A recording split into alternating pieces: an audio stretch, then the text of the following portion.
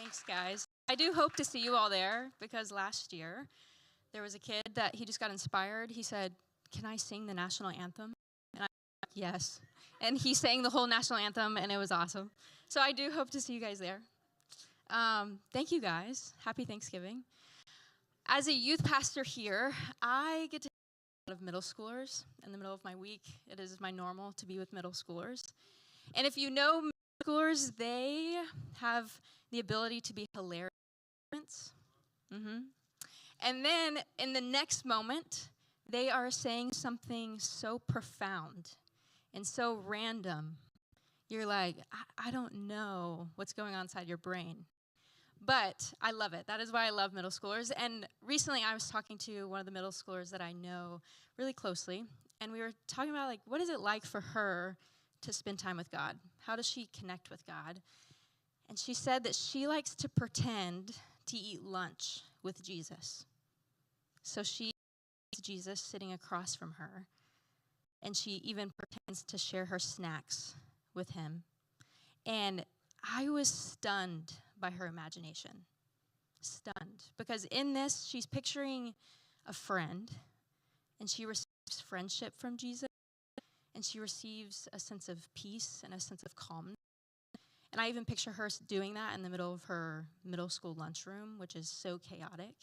And so she receives such goodness from Jesus. And so I wonder if any of you sit in here and you're like, man, if only Jesus, this man that we hear about pretty often, if only he were present, like, here today. Because, like, he was thousands of years ago. But, like, if only Jesus were here today in person in Lakeland, like, I could actually sit down and have lunch with Jesus or coffee with Jesus. That would be awesome. I, like, dream of that. Because we know Jesus would offer us something good. For me, I love to go on walks around my neighborhood. We have a certain road that we go down, and we walk down this brick path. And I love it because this is my time for me to connect with God. In the nature and in the stillness throughout my chaotic day, I'm reminded of God's presence with me. I'm reminded of his goodness, his delight in me. And I need his peace. So that is how I connect with God. And that may look different for you, but today I want to talk about what is it like to receive the goodness of God, hearts inspired to share that with people around us. Because if you look at the story of Jesus in the Bible, it talks about he goes from town to town, he travels, and he comes in encounter with so many different people that he hasn't known before. He meets rich, poor people. He meets prostitutes. He meets demon-possessed. He meets religious people, pagan people, young people, poor people. And with each encounter, Jesus looks at their unique face, and he says, I have something good to offer you. I know what has brought you to your story right in this moment, and I can give you a taste. And so we're going to talk about that today because I know I want my life to look like that, and I know it doesn't always look like that. But my desire, like Jesus, is to cultivate hope in the lives of other people. And I know for you guys, if you know Jesus or you know the shalom that we talk about, I know our desire is to activate hope in the lives of others. A problem that I know I face, and living in this world that we all live in, we know it pretty well, there is a fear of a fallout, disrupting cultural norms. That if we go and move outside of our circles, we're going to disrupt a whole. So it makes it easier for us to stick to our own circle, the group of people. For example, have you heard of the line, stranger danger, right? Strangers, we learn how to interact with them. Strangers are people that we don't know, right? Strangers are people that, the problem with strangers is that we don't know them. They're different than us. They may, like, we have no idea what their their story is, their background, and we have been taught how to interact with them. We teach kids stranger danger because, one, it's great for their safety. I'm not saying that we shouldn't teach. Instills this notion in our brains that strangers are people we don't know.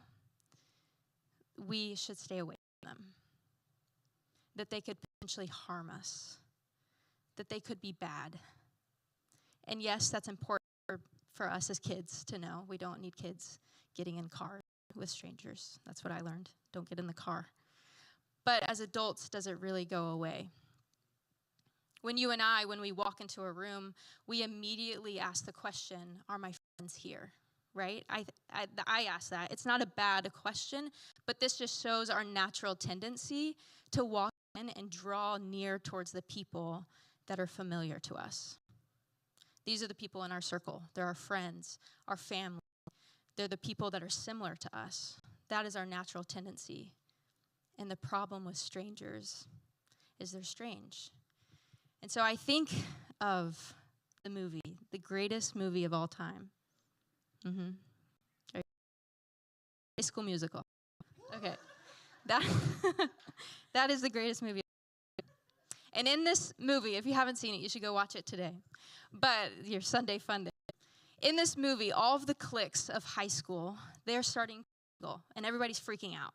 So, like a classic musical, they're doing cartwheels across the room, they're dancing on the tables, and all the cliques, they're all singing, and they say, no, no, no, no, stick to the stuff you know. If you want to be, follow one simple rule. Don't mess with the flow, no, no. Stick to the status quo. Thank you. I try to practice that. I can't. I could quote the entire movie. Okay. Okay. But stick to the status quo. That's what we learn, right? That's our normal. And sadly, it is easier and more comfortable to uphold the status quo than it is for us to expand the boundary of who we embrace to include someone who is a stranger, even though they may be desperate to experience our kindness. May be desperate to experience our kindness. There are people in the street to us. There are people in our workplaces who are strangers, schools, in our grocery stores. I think of all of the cute old ladies that check me out with my groceries. They're strangers to us. And my heart is curious, what does it look like to open up our hearts to make embrace the strangers around us?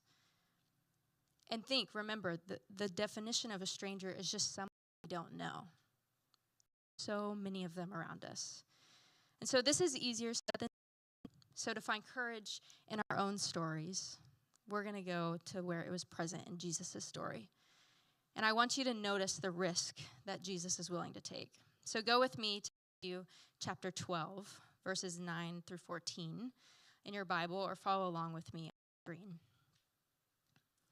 In Matthew 12, it says, going from that place, Jesus went into the synagogue, and a man with a shriveled hand was there.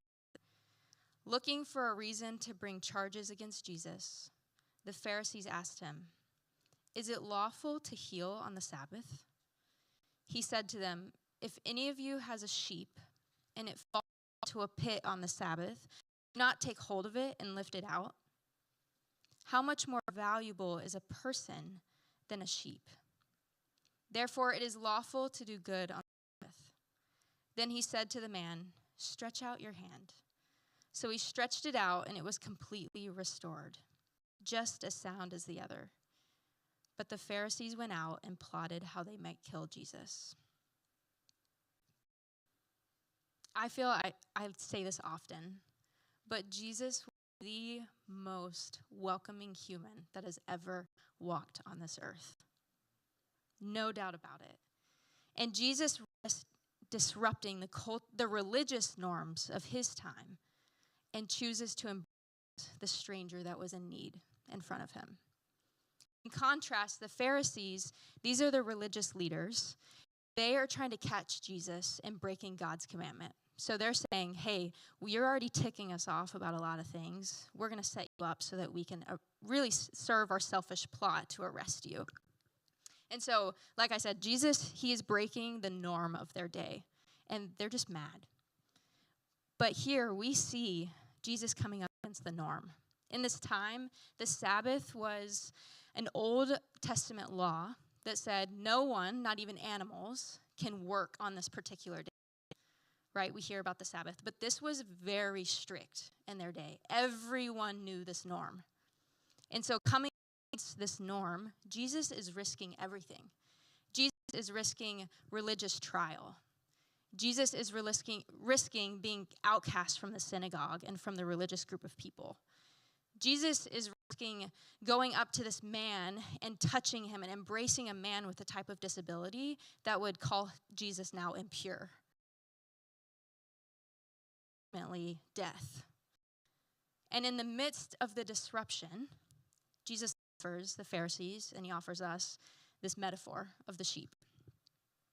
He says, if he's talking to the Pharisees, hey guys, if your sheep fell into the pit, you would, of course, reach down and pick it up, even though that would be work, right? It has nothing to do with work, really.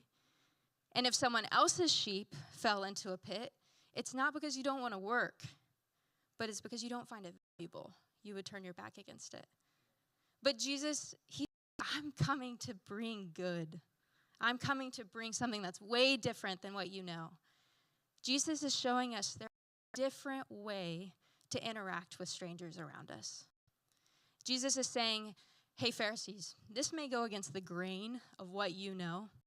This may go against the grain of your religious norms. And I'm not disrespecting the law, but I'm bringing good. So we see here, Jesus is breaking established boundaries that kept people in his time from embracing the people that they didn't want to embrace. And this time, it was the Sabbath. But for us, it's not necessarily the Sabbath, but I want to talk about the cultural norm of sticking to our own circles. For us, it's going outside of our circle that we know and choosing to embrace those people outside of our circles. Jesus knows he could offer that man goodness. So rather than turning his back from this man, he chooses to turn towards him. He chooses to see him. And he chooses to offer something that transformed this whole man's life. He could have turned his back to uphold the status quo. But rather, he offers this man a fully whole hand. So in the story, here's what I see. Making room in our hearts to embrace people beyond our circle is our step to offer goodness to others. Jesus gives us the freedom and the courage to take this risk. We have the opportunity as a church and as individuals to smile at people. That goes a long way. People don't smile. I don't know if y'all receive that, but I feel weird for smiling sometimes. We have the opportunity to see people in their stories, to potentially hear parts of their stories. The opportunity to say, hey, I care for you, and I want you to feel like you're cared for. We have the potential to offer the greatest thing we possibly could offer, which is just relationship. That can transform everything. And it's not a calling to change people's lives in an instant. Jesus is a big deal. He walked up and this man received an amazing hand. We're not called to do that all the time, but we have the ability to offer God's kindness, his support, his encouragement, his acceptance. Can you imagine with me a world where people took the risk to embrace someone that was strange to them? I want you to notice the tension that you may feel in your body as I say this, because I feel it. about people who are strange to us. Can you imagine people with different incomes interacting with each other? Can you imagine people from different statuses in society interacting with each other? And not in just like a I pity you way. Can you imagine people with different cultural backgrounds?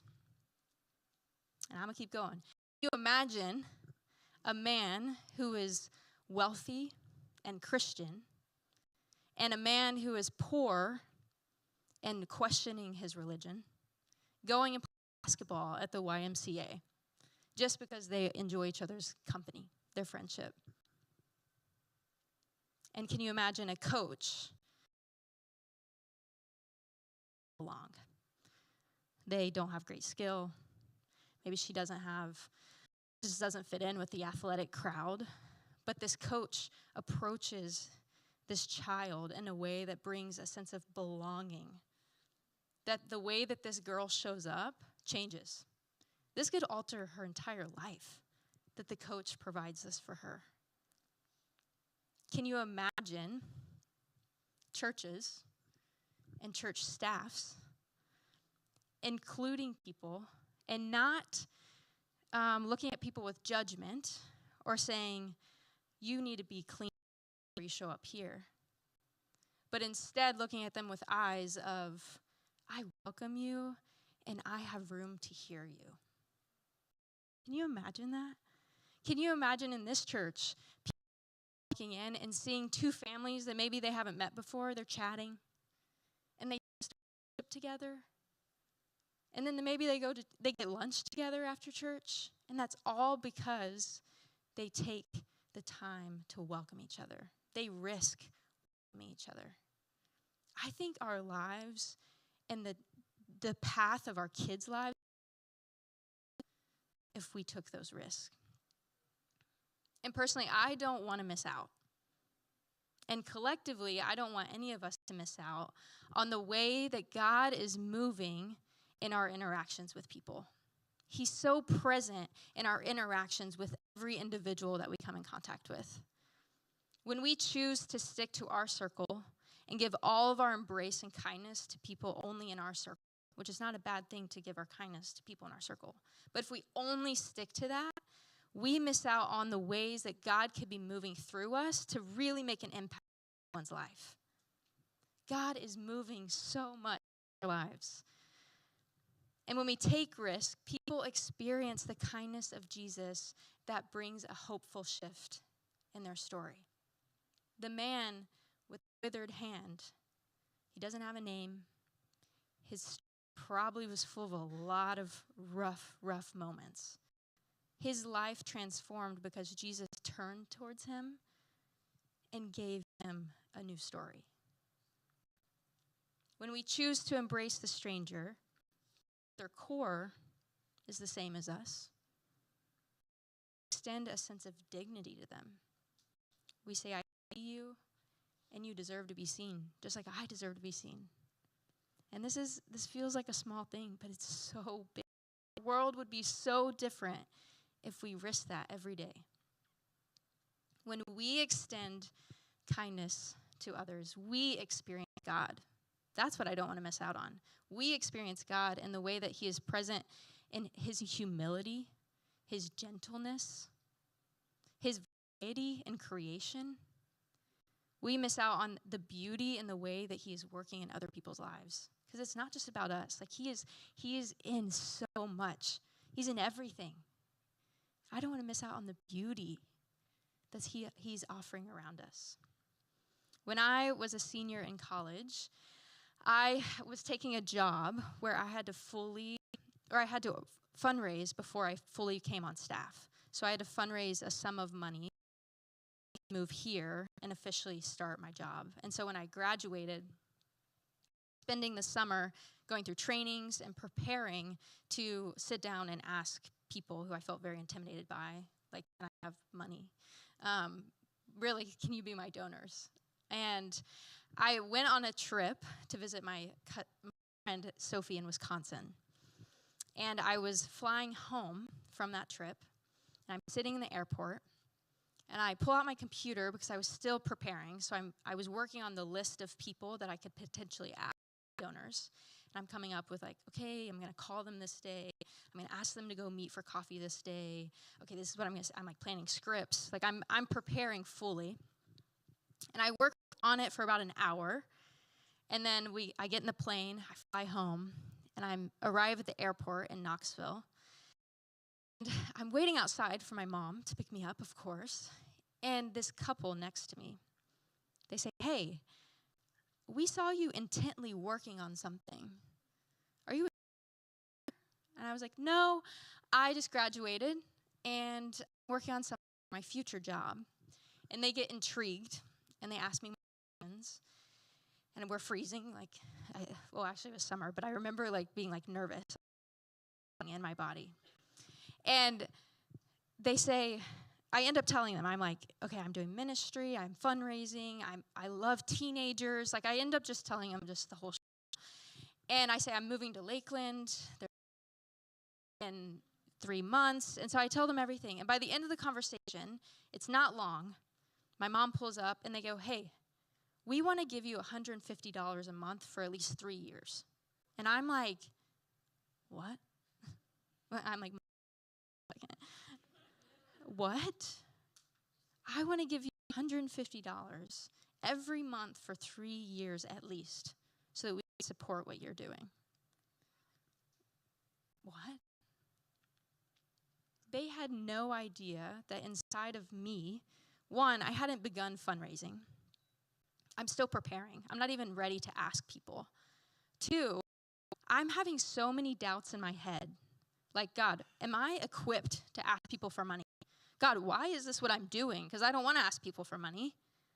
Like, why can't I get a normal job where, like, I just get paid for showing up to work? Why do I have to ask for money? 3, there are some really scary people on this list, and I do not want to be rejected.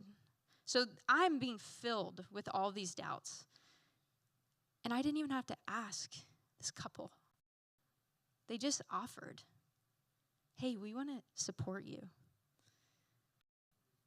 And the most important part about the story is a while after I meet them at the airport, I go over to their house for dinner. Because I'm like, wow, these are my friends now. I don't know them. Mom, here's my location. Their house for dinner. And I hear their stories. And the wife tells me, in my adolescent and my young adult years, I struggled hard with addiction. My drug addiction, I never thought I would make it out. But when people who know Jesus started coming around her, the community around her started to shift. And then they both were going through nasty divorces to other people. And they described that time like it was miserable. Like our lives were miserable. But then they met each other. And in this time, they were both like kind of figuring out like who's Jesus, what does it mean to like go to church and like have faith. And so their lives are shifting. They're starting to ask questions. And now they describe it as a miracle. Like the way that their lives were and what they had like for their lives and what it is now, it's completely different. And they never expected it because now they're involved in the local church. They serve in local ministries. They have a family that is beautifully blended with grandkids. They knew the closeness and the goodness of God so, so dearly. It's all they held on to. And because of that goodness that they received and acknowledged, they were willing to share that with other people, which included me, a stranger at the airport. And now, over 4 years later, when I go home, I have breakfast with them to catch up. They ask about, like, well, you have, like, what's your husband? Who is your husband? Like, they know all the seasons of life now. And then they send me letters and emails. And they even ask, like, hey, what's your youth group at Somos Church like?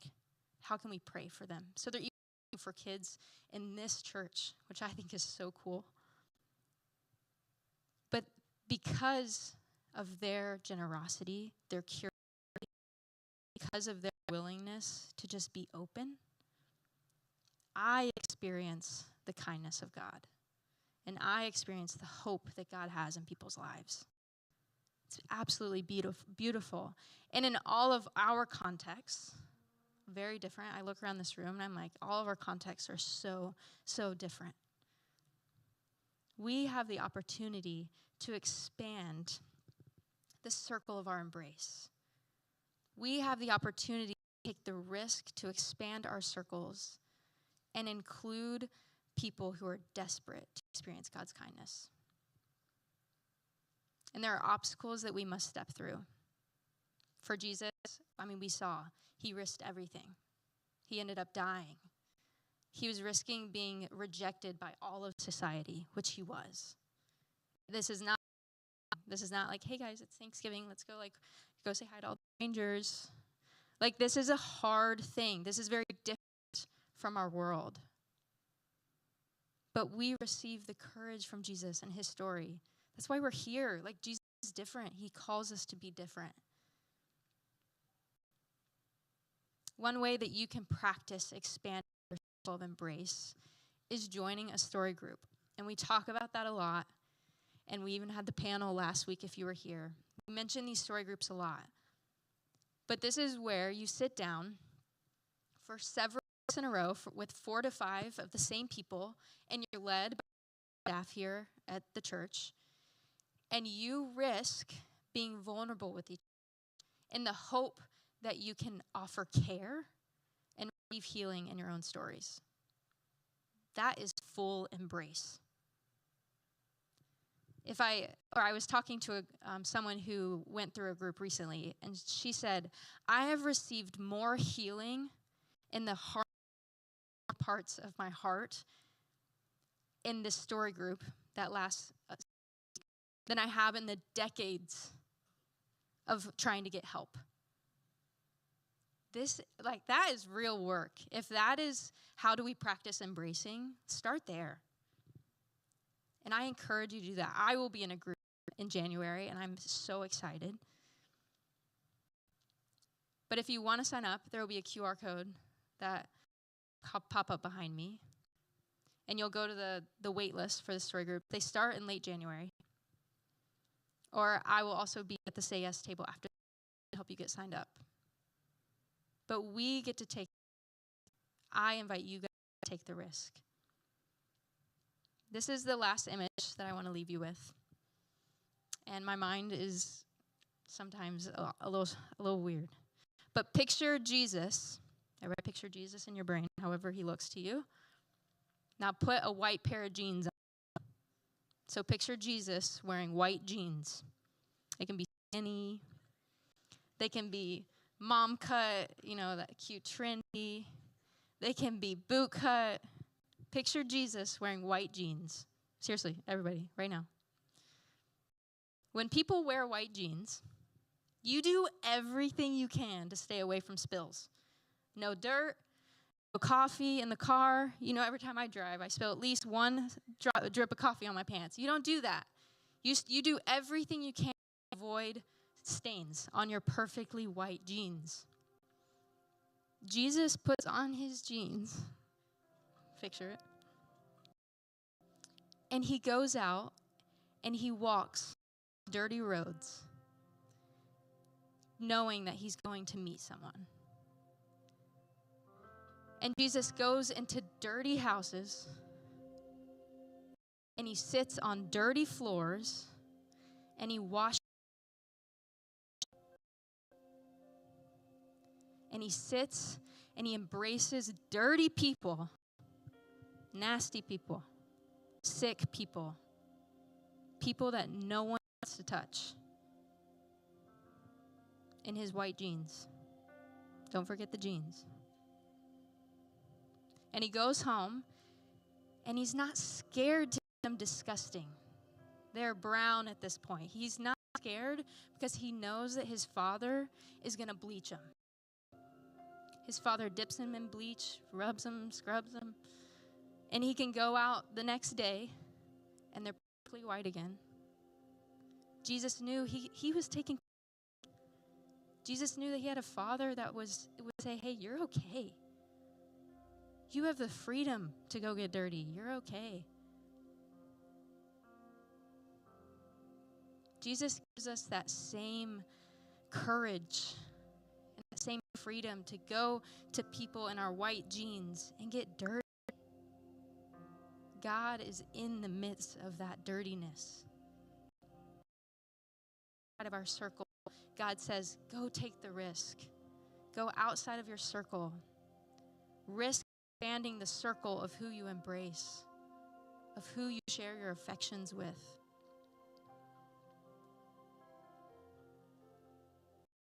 Jesus was so different from what they experienced in his time. He was so different. I invite you to be the same kind of different so that people around may experience God's goodness and his hope. Let me pray. Father, thank you that you embrace us. Thank you that you put your arms around us and the mess that we have and the stories that we have and all that we carry. You embrace us. And I pray that inspire our hearts to embrace other people around us. Other people that make us feel uncomfy, other people that are not the same as us. People who are unfamiliar, but God, you are putting people in front of us that are desperate to experience you. You are so generous that you allow us to share your kindness and your goodness, God. I pray for each one of us as we go into whatever Thanksgiving looks like for each of us. I pray that you show us your nearness and your peace. Father, I thank you for this morning, and I thank you that we get to be a church together that and musicals, and we say we're not sticking to the status quo because you for the people around us. We love you, Lord. Amen.